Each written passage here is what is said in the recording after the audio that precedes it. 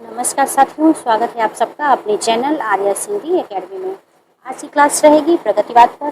प्रगतिवाद से जितने भी प्रश्न 20 वर्षों में बने उन्हीं को आज हम लोग देखेंगे, रिपीट करेंगे क्योंकि प्रश्न अक्सर रिपीट होते रहते हैं, तो क्लास को अंत तक आप लोग जरूर देखिएगा। तो चलिए बिना देरी किए क्लास को शुरू करते हैं। प्रश्न संख्या 1, ऐतिहासिक भौतिकवाद किस दार्शनिकवाद का सिद्धांत है? ऐतिहासिक भौतिकवाद किस दार्शनिकवाद का सिद्धांत है? अस्तित्ववाद, मार्क्सवाद, मनोविश्लेषणवाद, अभिजात्यवाद। ये यूके पीजीटी 2020 से पूछा गया प्रश्न है। तो प्रश्न हमेशा रिपीट होते हैं, चाहे किसी भी स्टेट के हो। तो जितने प्रश्न पूछे गए हैं सबको आप लोग जरूर पढ़ा करिए। इसका सही आंसर क्या है? ऐतिहासिक भौतिकवाद किस दार्शनिक का सिद्धांत है? तो मार्क्सवाद का। आगे देखते हैं।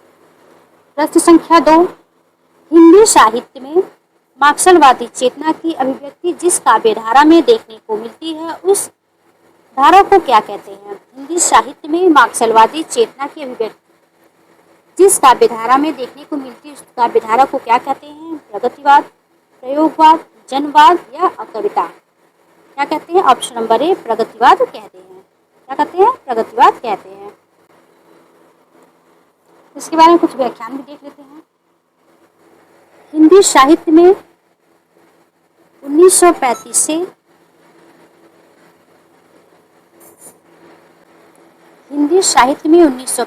1942 ईस्वी के कालखंड को प्रगतिवाद कहा जाता है। 1935 से 1942 ईस्वी के कालखंड को क्या कहा जाता है? तो प्रगतिवाद कहा जाता है। प्रगतिवाद मार्क्सवादी दर्शन के आधार पर चलता है। इस पर मार्क्सवादी दर्शन के आधार पर चलता है। क्या चलता है? प्रगतिवाद, जिसमें वर्ग चेतना की प्रधानता। इसमें किसकी प्रधानता है? तो वर्ग चेतना की प्रधानता है प्रगतिवाद में। ऐसा समझना चाहिए कि राजनीति में जो मार्क्सवाद है, काव्य में वही प्रगतिवाद है। प्रगतिवाद मार्क्सवाद का साहित्यिक संस्करण है। क्या है? साहित्यिक संस्करण है। शुद्ध प्रगतिवाद कवियों के नाम क्या है? नागार्जुन, केदारनाथ अग्रवाल, शिव मंगल सिंह सुमन और गजानन माधव मुक्तिबोध आदि हैं। प्रगतिवाद कविता पर जैसे मार्क्स का प्रभाव है, वैसे ही प्रयोगवादी कविता पर किसका प्रभाव? तो फ्रायड का प्रभाव है।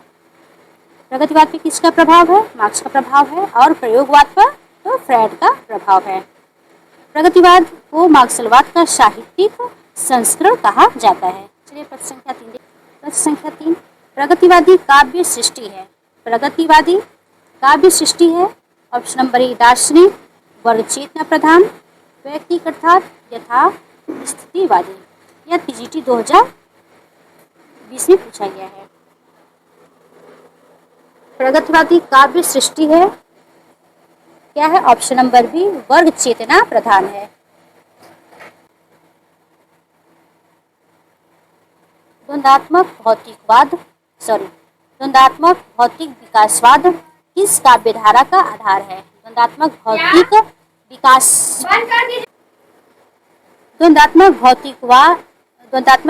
विकासवाद किस काव्य धारा का आधार है?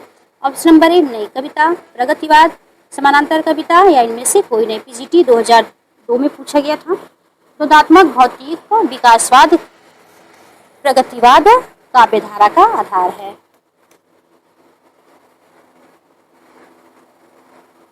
आगे देखते हैं।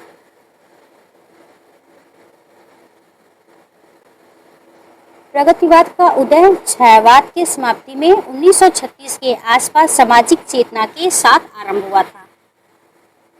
उदय कब हुआ प्रगतिवाद का? 1936 में, और 1936 में ही छायावाद का समाप्ति माना जाता है। यह मार्क्सवादी दर्शन द्वंद्वात्मक भौतिकवाद के आलोक में सामाजिक चेतना और भावबोध को अपना लक्ष्य बनाकर चला। राजनीतिक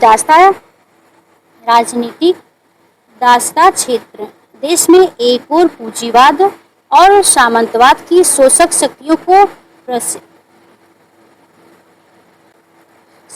प्रश्रय दे रही थी, तो दूसरी ओर जन सामान्य के लिए भयावह गरीबी, अशिक्षा, असुविधा और अपमान की सृष्टि कर रही थी। साहित्य भी इससे प्रभावित हुआ, जिससे प्रगतिवादी साहित्य का आंदोलन आरंभ हुआ।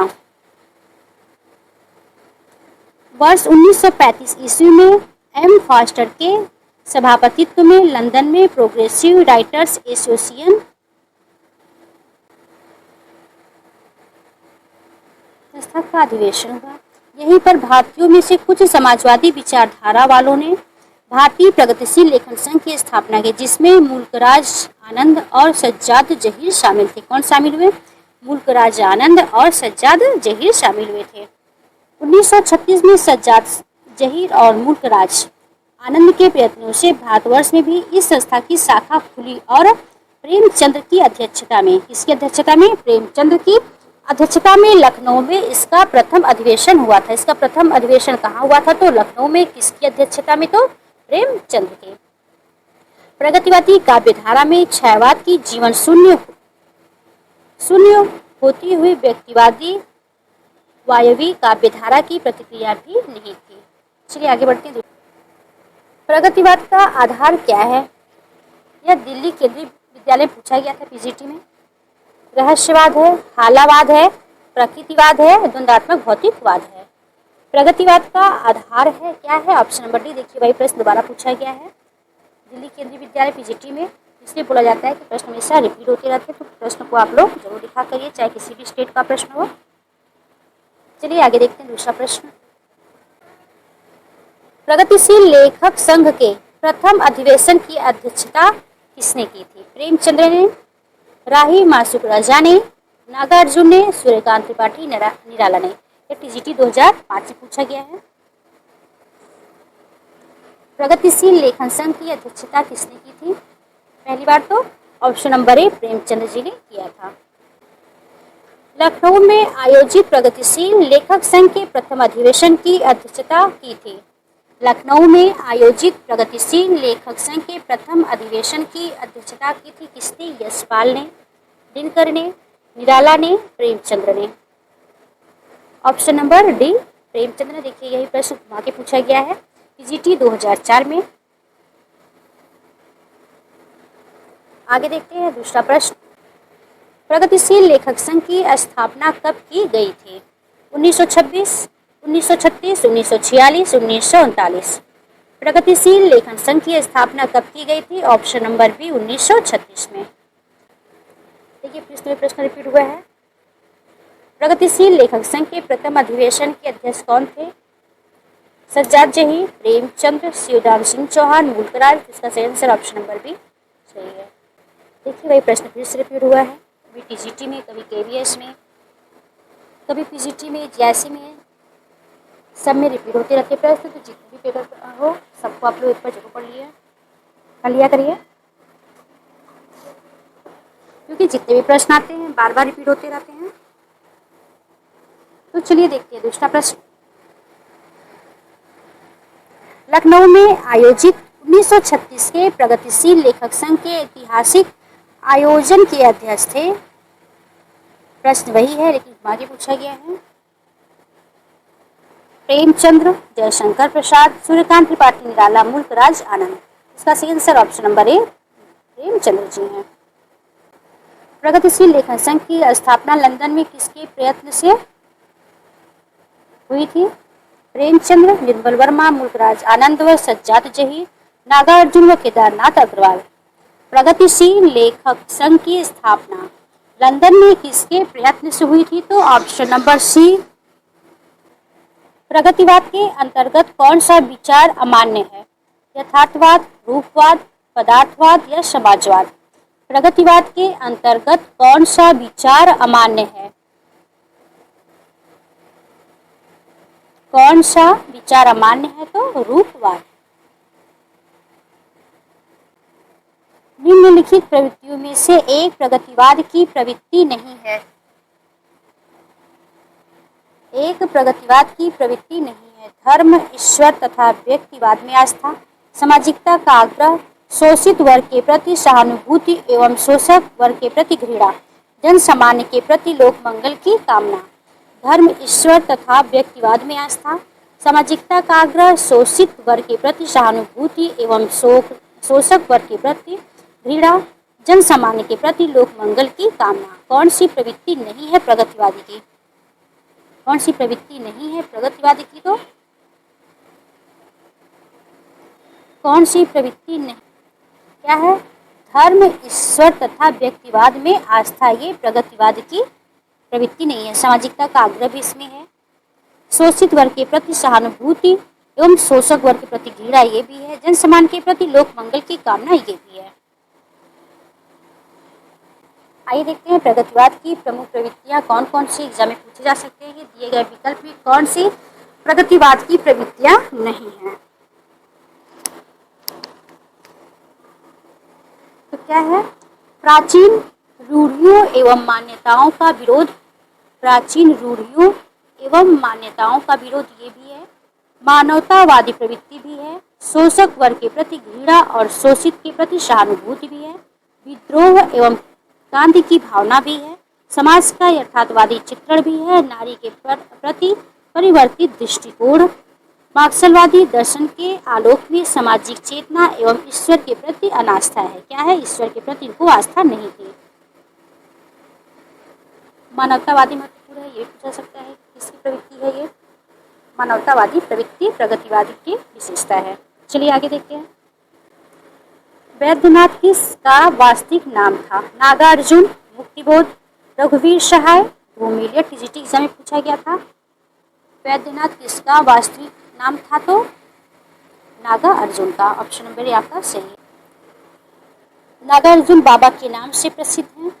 इनका वास्तविक नाम वैद्यनाथ मिश्र था। ये प्रगतिवादी विचारधारा के कवि हैं। इनका जन्म 30 जून 1911 को मधुबनी बिहार में है कि तरौनी नामक ग्राम में हुआ था। प्रश्न पूछा जा सकता है कि नागार्जुन का जन्म कब हुआ था? तो 30 जून 1911 तरौनी नामक ग्राम में हुआ था, जो बिहार में है। आधुनिक हिंदी काव्य को और समृद्ध करने वाले नागार्जुन को 5 नवंबर 1998 को ख्वाजा सराय दरभंगा बिहार में इनका निधन हो गया था।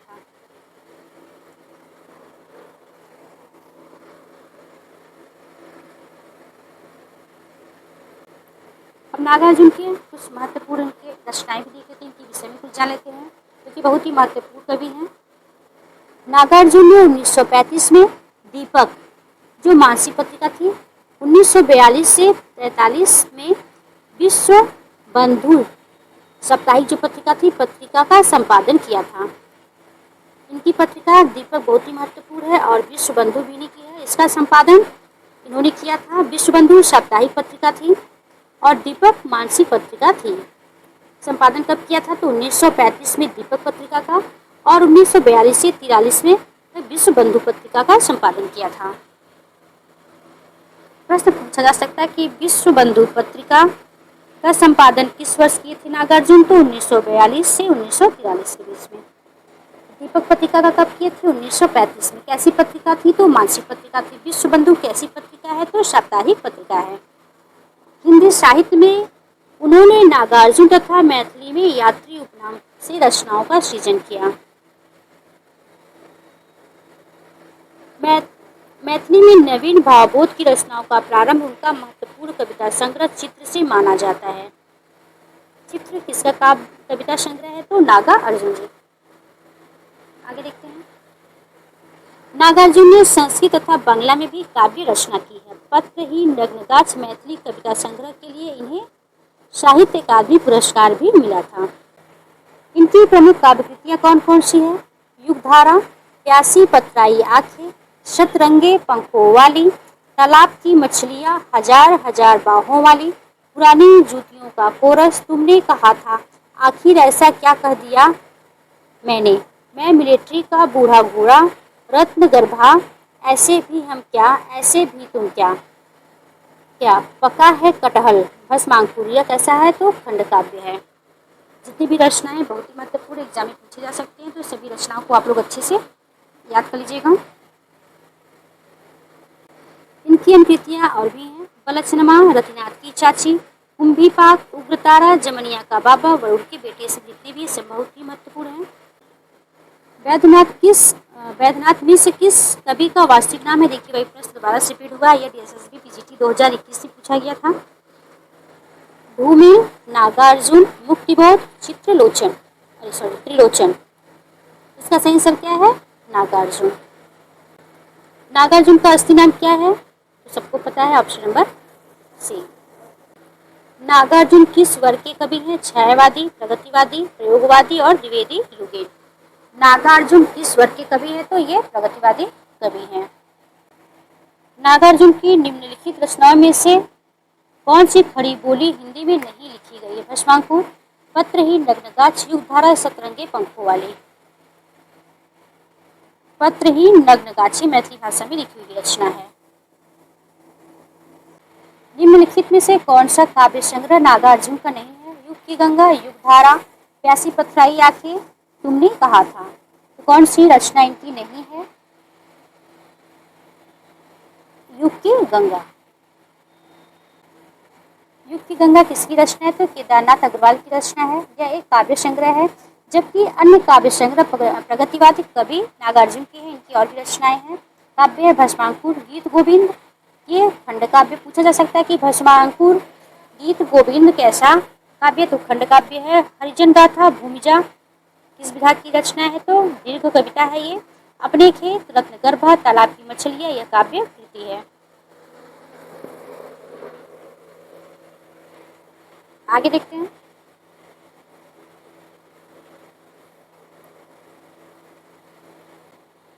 अब देखते हैं केदारनाथ अग्रवाल की काव्य। नींद के बादल बहुत ही महत्वपूर्ण इनके हैं। फूल नहीं रंग बोलते हैं, आग का आईना, अपूर्वा, बोल बोल अबोल, आत्मगंध। जितनी भी रचनाएं बहुत ही महत्वपूर्ण केदारनाथ अग्रवाल जी के एग्जाम में पूछे गए और आने वाले एग्जाम में पूछे जा सकते हैं। तो जितनी भी रचनाएं हैं सबको आप लोग अच्छे से याद करिएगा। नींद के बादल, फूल नहीं रंग बोलते हैं, आग का आईना, अपूर्वा, बोल बोल अबोल, आत्मगंध महत्वपूर्ण रचनाएं हैं। कबीर के उपरांत हर विध्वंसकारी और जन विरोधी शक्ति को सर्वाधिक खुली चुनौती देने वाले साहित्यकार हैं। कबीर के उपरांत हर विध्वंसकारी और जन विरोधी शक्ति को सर्वाधिक खुली चुनौती देने वाले साहित्यकार कौन है? निराला, नागार्जुन, दिनकर, हरिऔध। कौन है? Option number B, Nagarjun. प्रगतिवाद के संदर्भ में इनमें से एक कथन सही नहीं है। प्रगतिवाद जन जीवन के साथ प्रकृति और कल्पनालोक में सौंदर्य खोजता है। प्रगतिवाद ने पहली बार साहित्यिक चेतना को यथार्थ की ओर अग्रसर होने की प्रेरणा दी है। ये भी सही है। प्रगतिवाद की मूल प्रेरणा मार्क्सवाद से विकसित हुई है। ये भी सही आपका है। प्रगतिवाद सामाजिक यथार्थ की अभिव्यक्ति को ही रचना का उद्देश्य माना। यह भी आपका सही है। तो सही क्या नहीं है? ऑप्शन नंबर ए, ये छायावाद की विशेषता है। इसको आप लोग पढ़ लीजिएगा। चलिए आगे बढ़ते हैं। निम्न में से कौन सी विशेषता प्रगतिवाद की नहीं है? कल्पना, प्रौढ़ता, शोषण का विरोध, व्यंग, प्रधानता, श्रम में सौंदर्य। कल्पना, प्रवणता, शोषण का विरोध, व्यंग, प्रधानता, श्रम में सौंदर्य प्रगतिवाद की विशेषता नहीं है। तो कल्पना, प्रवणता, यह तो छायावाद की विशेषता है। ऑप्शन नंबर ए सही। व्यंग, प्रधानता भी है, शोषण का विरोध भी है, श्रम में सौंदर्य भी है। चलिए आगे देखते। प्रगतिवादी समीक्षक कौन है? रामचंद्र शुक्ल, रामविलास शर्मा, गुलाब राय, श्याम सुंदर दास। प्रगतिवाद समीक्षक कौन है? तो option number B, Ramvilas Sharma आपका सही है। तो आज के लिए इतना ही। अगर मेरे वीडियो आप लोग को अच्छी लगे तो लाइक, सब्सक्राइब और शेयर जरूर किया करिए। मिलते हैं नेक्स्ट वीडियो में। तब तक के लिए नमस्कार।